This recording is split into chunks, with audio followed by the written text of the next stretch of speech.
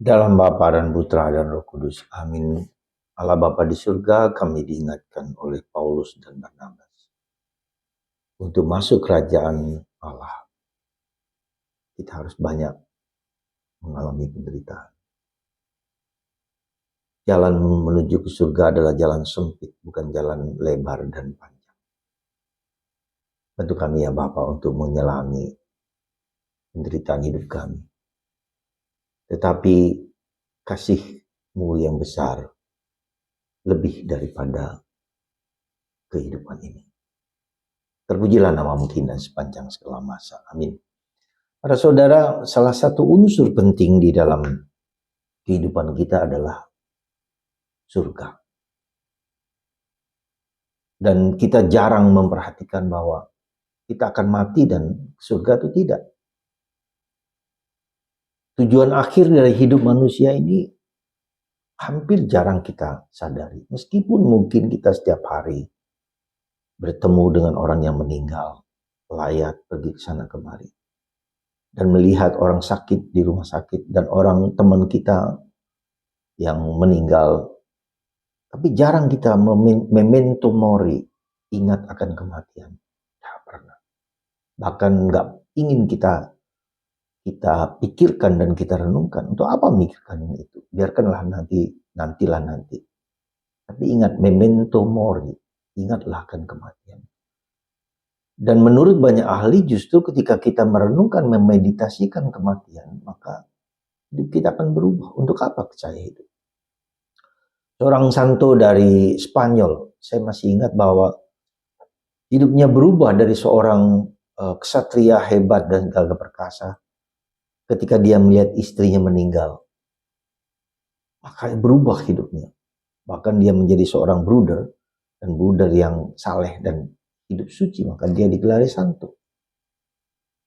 Saudara, mungkin saatnya kita berpikir merenungkan bahwa jalan menuju ke surga adalah jalan sempit yang harus kita persiapkan sekarang. Bukan nanti ketika kita menjelang umur tua, bukan sekarang ini. Apakah hidupku sungguh-sungguh benar, sungguh-sungguh baik? Dan itulah dikatakan dalam bacaan pertama Paulus. Menuju ke surga, jalan sempit. Ya, jalan susah. Jalan penderitaan. Tetapi bagaimana caranya supaya kita mengalami jalan hidup ini dengan penuh sukacita? Injil hari ini menunjukkan kepada kita kasih. Hendaklah kamu saling mengasihi, hendaklah kamu saling mencintai seperti aku mencintai kamu. Sekali lagi, jalan ke surga hanya satu, kasih.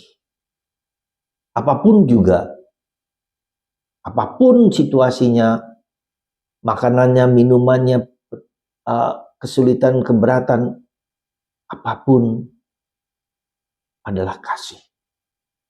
Sesulit, seberat apapun, kita mencintai. Ini harus menjadi DNA kita, menjadi darah dan air dalam hidup kita. Mengasihi, mencintai. Mengasihi dan mencintai itu artinya apa? Itu pertama, unsur penting dari mencintai dan mengasihi apa? Mengampuni. Memaafkan. Dan menerima orang lain apa adanya dengan segala kekurangan dan keterbatasan. Dan ini paling susah. Mengampuni. Mengampuni, mengampuni. Lebih sungguh mengampuni. Kasih juga berarti mengapresiasi, belajar mengapresiasi.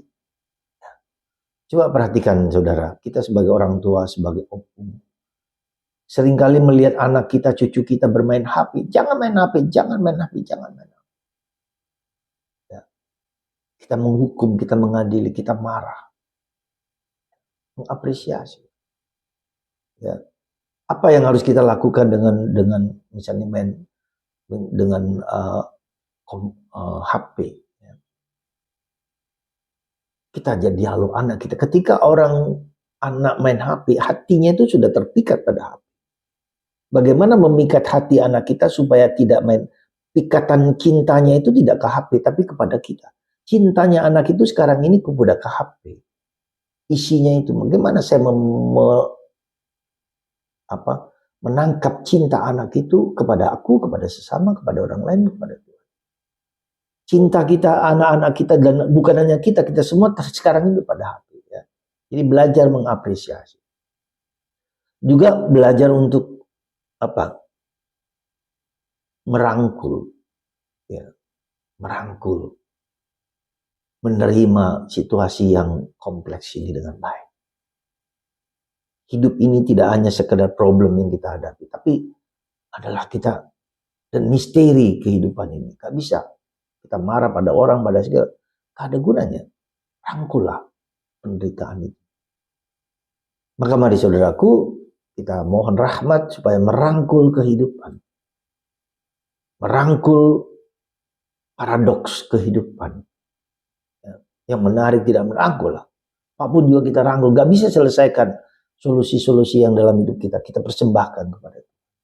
Nah inilah pentingnya hidup doa itu, mempersembahkan paradoks kehidupan itu. Kita rangkul, kita peluk, kita persembahkan kepada Tuhan. Nanti Tuhan yang akan mengerjakan. Jangan saya mengerjakan dengan orang lain, tapi semoga kita mencintai dengan merangkul kehidupan, dengan menghormati kehidupan, dengan menghargai orang lain, mengerti orang lain, dan disitulah kita butuh Tuhan, butuh Roh Kudus, kita butuh Bunda Maria. Seperti Bunda Maria merangkul kehidupan, merangkul salib. Tuhan memberkati Anda semua. Bapa, Putra, dan Roh Kudus. Amin.